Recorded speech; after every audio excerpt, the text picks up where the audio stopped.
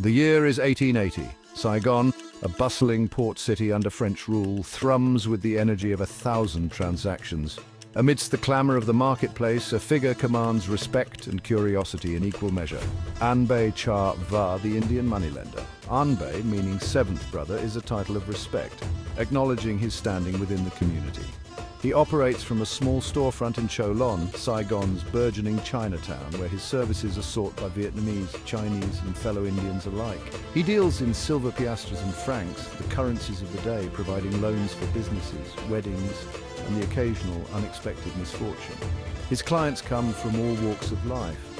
A young Vietnamese farmer seeking capital to buy a water buffalo, a Chinese merchant needing to finance a shipment of silk, a fellow Chettiar needing to cover a temporary shortfall. Anh Bay listens patiently to their needs, his dark eyes shrewd but not unkind. He calculates quickly, his fingers nimble on the abacus, and offers a fair rate. His word is his bond, sealed with a handshake and a smile. The term Malabar itself echoes with the history of these Indian traders in Vietnam. It refers to the Malabar coast of southwestern India, a region renowned for its ancient ports and maritime traditions. For centuries, ships from the Malabar coast had sailed across the Bay of Bengal and the South China Sea, carrying spices, textiles, and precious stones to Southeast Asia. These voyages fostered early trade connections between India and Vietnam, laying the groundwork for the communities that would later flourish.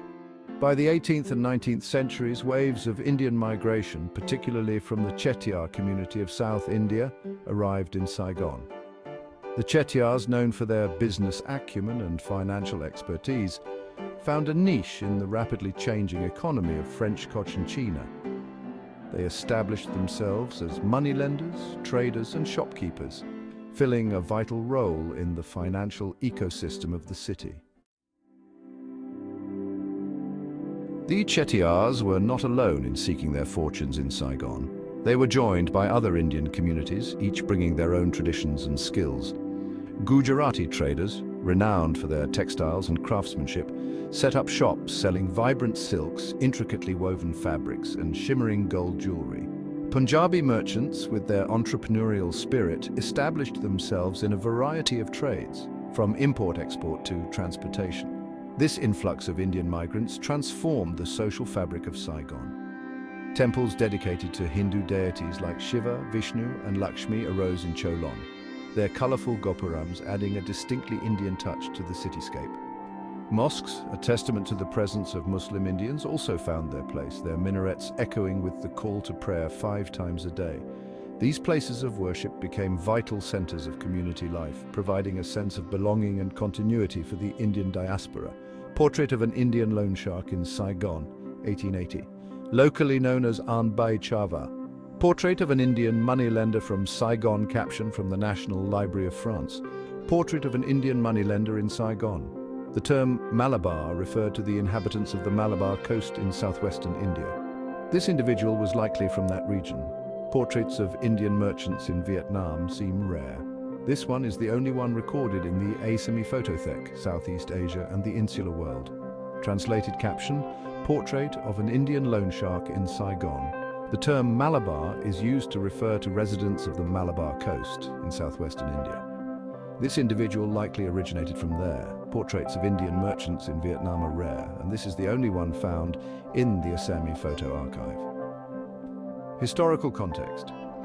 The Indian community began migrating to Saigon, Cholon from the 1870s until the 1950s.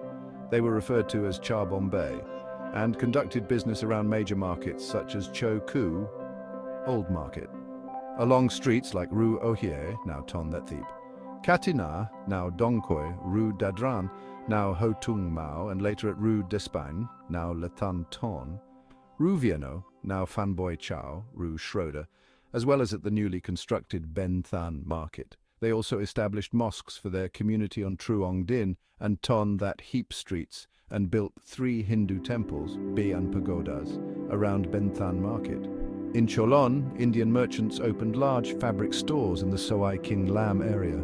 Scattered throughout Bin Tay Market, they sold candy, sweet wine, foreign liquor, antiques, jewelry, and spices.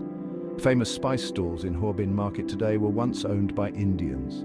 Indian restaurants concentrated around K Mai Street, near the mosque on Cholon Street, now Nguyen Trai.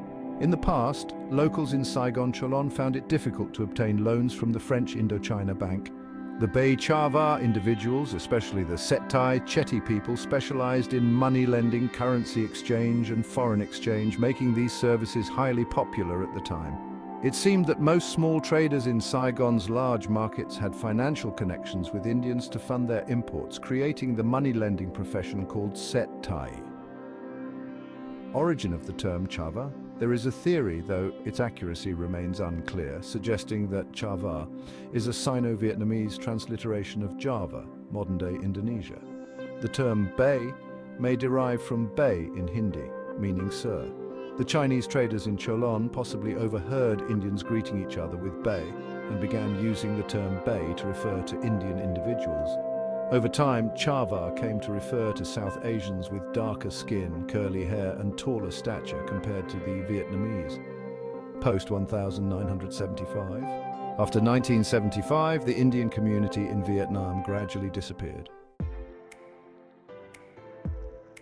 Section 4. Weaving the fabric of Saigon. The Indian community's contributions to Saigon extended far beyond their immediate businesses. They became integral to the city's economic engine, providing much-needed capital for its growth. Their financial services lubricated the wheels of commerce, enabling Vietnamese farmers to expand their operations, Chinese merchants to finance their ventures, and French entrepreneurs to invest in new industries. Their presence also enriched the cultural tapestry of Saigon. The vibrant colors and intricate designs of Indian textiles found their way into Vietnamese wardrobes, adding a touch of exotic flair. Indian spices, such as turmeric, cumin, and coriander, infused Vietnamese cuisine with new aromas and flavors. The rhythmic melodies and intricate footwork of Indian dance forms captivated audiences, while the poignant tales of Indian epics resonated with Vietnamese audiences. Section 5. The Mark of the Chava.